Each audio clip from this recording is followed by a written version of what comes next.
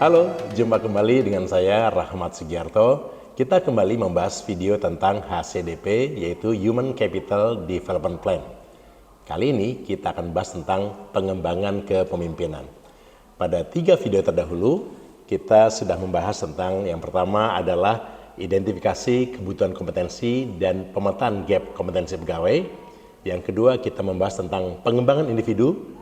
Yang ketiga, kita membahas tentang pengembangan program kompetensi. Dan yang keempat, kita akan bahas tentang bagaimana cara kita mengembangkan program kepemimpinan. Yuk, ikuti terus video ini.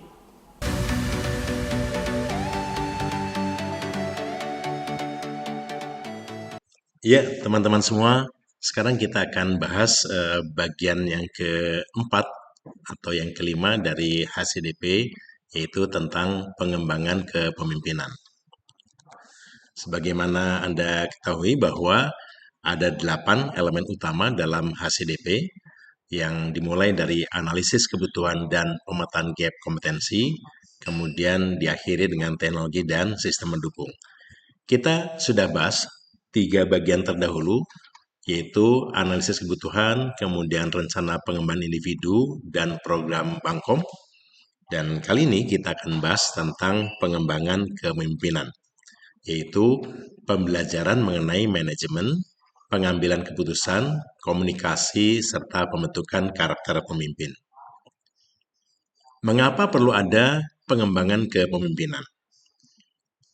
Yaitu untuk memastikan organisasi memiliki pemimpin yang siap menghadapi tantangan masa kini dan masa depan. Program ini dirancang untuk membangun keterampilan, mindset, dan kompetensi kepemimpinan yang relevan dengan kebutuhan organisasi. Langkah-langkah untuk mengembangkan kepemimpinan dalam HCDP adalah 1. Mengidentifikasi kompetensi kepemimpinan yang dibutuhkan. 2. Mengidentifikasi potensi pemimpin. 3. Merancang program pengembangan kepemimpinan. 4. Menyusun Personal Leadership Development Plan atau PLDP. 5. Membangun kapasitas melalui pengalaman. 6. Evaluasi dan feedback berkala. 7. Menciptakan budaya kepemimpinan yang berkelanjutan. Dan yang ke-8 adalah pengukuran keberhasilan pengembangan kepemimpinan. Teman-teman, mari kita ikuti bersama langkah demi langkah dalam mengembangkan kepemimpinan dalam konteks HCDP. Yang pertama adalah mengidentifikasi kompetensi kepemimpinan yang dibutuhkan. Langkah awal adalah kita menyusun daftar kompetensi inti yang dibutuhkan, seperti misalnya kemampuan pengambilan keputusan strategis, komunikasi efektif dan persuasi, kemampuan membangun tim dan memotivasi, inovasi dan manajemen perubahan, integritas dan etika. Kemudian setelah itu kita melakukan segmentasi kompetensi, yaitu segmen operational leadership untuk supervisor dan manajer lini, kemudian strategic leadership untuk eksekutif dan manajer senior. Kemudian kita masuk ke langkah yang kedua dalam mengembangkan kepemimpinan, yaitu mengidentifikasi potensi pemimpin. Untuk mengidentifikasi potensi pemimpin, maka kita bisa melakukan yang pertama adalah penilaian internal. Caranya bagaimana? Yaitu pertama dengan melakukan wawancara dengan atasan langsung, ya. Kemudian melakukan diskusi mengenai ambisi karir pegawai. Yang ketiga, penilaian oleh tim kepegawaian berdasarkan pengalaman kerja sebelumnya. Yang keempat, evaluasi kinerja rutin. Kemudian, umpan balik dari atasan, bawahan atau rekan kerja atau yang kita kenal dengan feedback 360 derajat. Kemudian kita juga bisa melakukan observasi perilaku sehari-hari di tempat kerja. Kemudian yang terakhir adalah catatan tentang keterlibatan pegawai dalam proyek atau aktivitas organisasi. Nah, demikian ini adalah hal-hal yang bisa kita lakukan dalam penilaian internal untuk mengidentifikasi potensi pemimpin. Yang berikutnya adalah kita akan memberikan contoh tentang alat-alat penilaian internal. Yang pertama alatnya atau instrumennya adalah feedback 360 derajat, yaitu menilai kompetensi kepemimpinan dari berbagai perspektif. Yang kedua adalah alatnya berupa evaluasi kinerja, yaitu mengukur kemampuan dalam mencapai target. Yang ketiga, alatnya adalah asesmen berbasis proyek, yaitu melihat kepemimpinan dalam menyelesaikan tugas atau proyek tertentu. Berikutnya, teman-teman, adalah penilaian eksternal. Penilaian eksternal bisa menggunakan tes kepribadian menggunakan alat psikometrik standar internasional seperti misalnya MBTI, DISC, Big Five Personality, Hogan, atau Gallup Strengths Finder. Kemudian yang kedua, kita bisa melakukan tes kemampuan kognitif pada assessment center eksternal, misalnya untuk penilaian kecerdasan logis, analisis, atau strategi. Yang ketiga, kita bisa menggunakan simulasi assessment center, yaitu simulasi pengambilan keputusan strategis atau presentasi rencana. Kemudian yang keempat, kita bisa menggunakan simulasi atau studi kasus yang dirancang oleh pihak ketiga. Contohnya adalah bagaimana seseorang memimpin tim dalam krisis. Kemudian yang berikutnya adalah evaluasi oleh konsultan, yaitu wawancara dan observasi oleh ahli eksternal untuk memberikan penilaian objektif. Teman-teman, berikutnya adalah tentang kriteria pemilihan. Jadi, ketika kita mengidentifikasi potensi pemimpin, kita perlu menetapkan apa kriteria pemilihan itu. Yang pertama tentu saja adalah kemampuan teknis dan manajerial. Kedua, kemampuan untuk belajar dan berkembang. Ketiga, rekam jejak kinerja. Teman-teman, sekarang kita masuk ke langkah yang ketiga dalam rangka mengembangkan kepemimpinan, yaitu merancang program pengembangan kepemimpinan. Jadi, kita perlu rancang program untuk level kepemimpinan yang berbeda. Yang pertama adalah untuk entry level leaders. Untuk para pemimpin di level pertama, yaitu pelatihan dasar kepemimpinan seperti komunikasi dan manajemen waktu. Kemudian untuk mid-level leaders atau para pemimpin di level menengah, maka fokus pada pengambilan keputusan, manajemen tim, dan konflik. Kemudian untuk para senior leaders atau para pemimpin senior, yaitu fokus pada visi strategis, inovasi, dan manajemen perubahan. Kemudian apa format program untuk pengembangan kepemimpinan? Yang pertama, kita bisa menyelenggarakan pelatihan formal berupa kursus, workshop, atau sertifikasi. Kemudian kita bisa memberikan coaching dan mentoring, misalnya executive coaching untuk para pemimpin senior, kemudian mentoring internal untuk membimbing pemimpin baru. Kemudian dalam format program yang lain, kita bisa menyelenggarakan pengalaman on the job training, ya, pengalaman on the job, pengalaman di tempat kerja, yaitu misalnya melalui penugasan proyek lintas fungsi, melalui rotasi jabatan, melalui shadowing atau mengikuti pemimpin senior.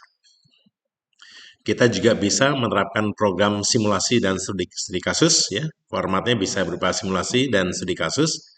Di sini melibatkan simulasi skenario kepemimpinan atau krisis. Bisa juga tentang analisis kasus yang terjadi di organisasi lain. Kemudian pada tahap yang keempat, dari langkah-langkah mengembangkan kepemimpinan adalah Personal Leadership Development Plan atau PLDP. Jadi tujuan spesifik dari PLDP ini adalah untuk menentukan tujuan pengembangan kepemimpinan untuk setiap individu. Jadi kita tetapkan dulu tujuan pengembangan kepemimpinan untuk setiap individu. Kemudian gunakan kerangka SMART ya seperti biasa, specific, measurable, achievable, relevant, dan time bound. Kemudian supaya kita bisa refresh kembali, spesifik adalah tujuan harus jelas dan spesifik. Contohnya, meningkatkan kemampuan komunikasi kepemimpinan dengan fokus pada keterampilan presentasi kepada tim kerja. Kemudian measurable artinya tujuan harus dapat diukur. Contohnya, mengadakan minimal 5 presentasi tim dalam 3 bulan ke depan dengan umpan balik positif dari 90% peserta berdasarkan survei internal.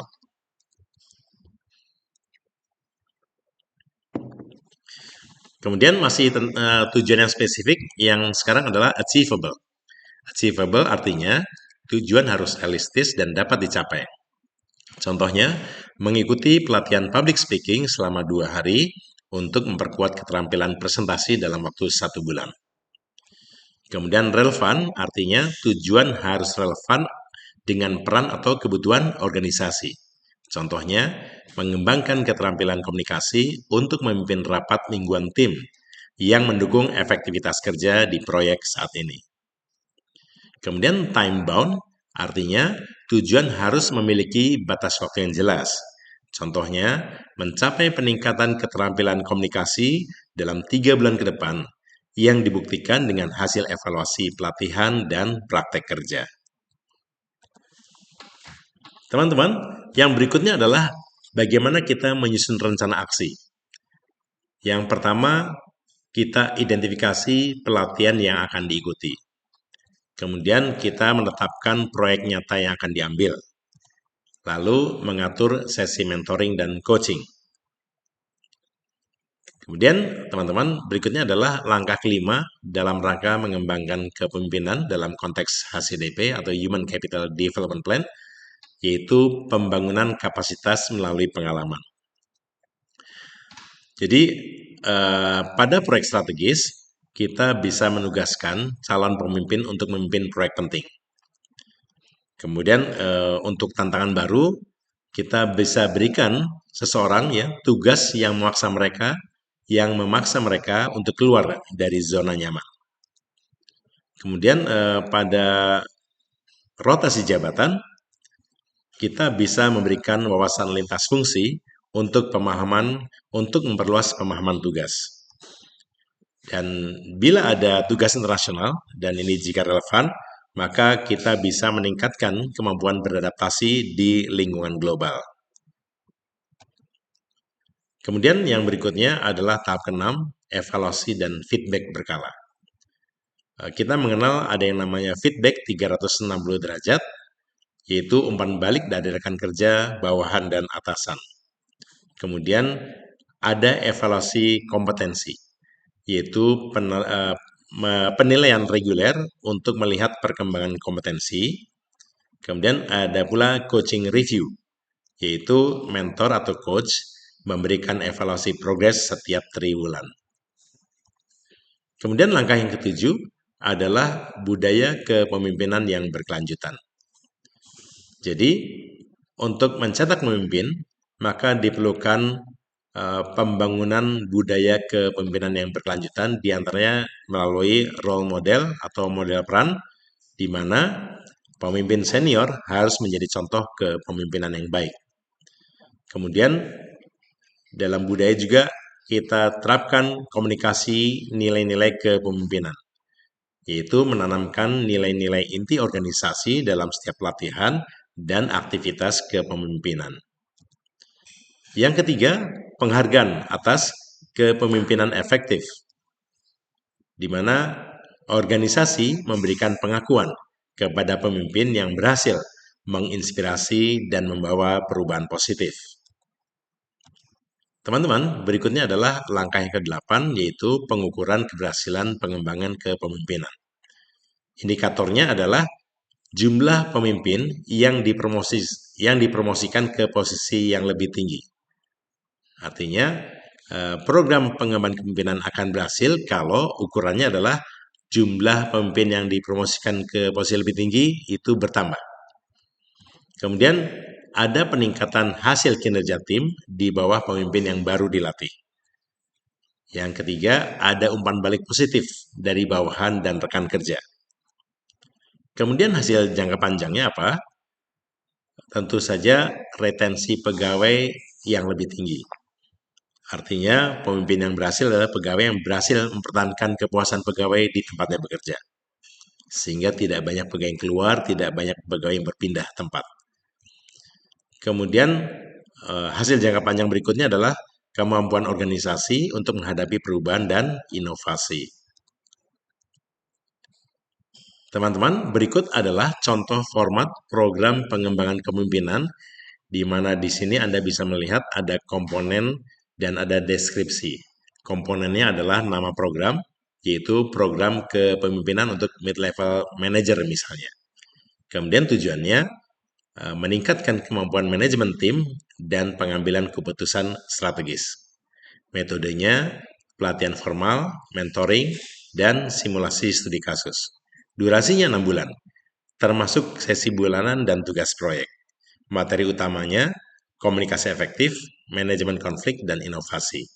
Fasilitatornya adalah internal senior leaders dan konsultan eksternal. Ukuran keberhasilan apa? Yaitu 80% peserta menunjukkan peningkatan evaluasi kepemimpinan. Demikian teman-teman video kita tentang bagaimana kita bisa mengembangkan program kepemimpinan dalam konteks Human Capital Development Plan. Semoga bermanfaat. Sampai jumpa di video berikutnya. Assalamualaikum warahmatullahi wabarakatuh.